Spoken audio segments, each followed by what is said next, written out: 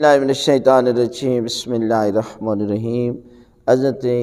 امام زین العابدین علیہ السلام نے فرمایا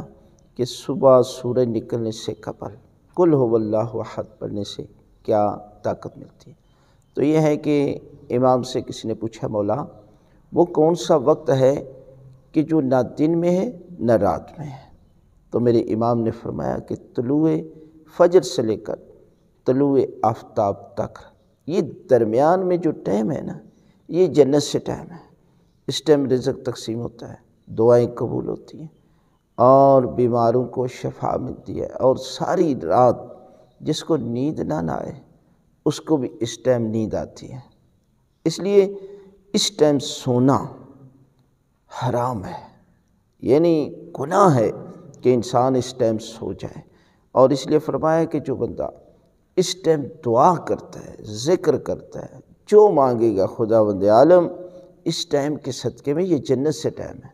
اس کا رزق بڑھا دے گا، اس کی دعائیں قبول کرے گا، اور اس کی جو حاجت ہوگی خداوند عالم اس کی حاجت کو پورا کرے گا۔ لہذا اس ٹائم سورہ توحید کی ایک تسبیح پڑھ لیں، یعنی یہ سورہ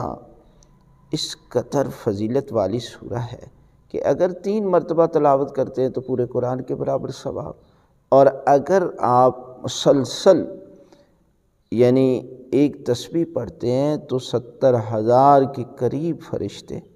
آپ کے جنازے میں شریک ہوں گے، اور یہ سورہ ہر جگہ آپ کو تمام پریشانیوں سے محفوظ رکھے گی، اور اس تسبیح میں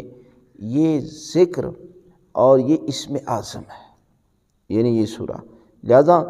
صبح سویرے نماز فجر کے بعد ایک تسبیح ضرور پڑھیں تو خداوند عالم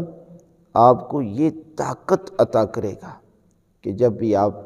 دعا کے لیے ہاتھ اٹھائیں گے اپنے لیے کسی کے لیے، تو خداوند عالم آپ کی دعاؤں کو قبول کرے گا۔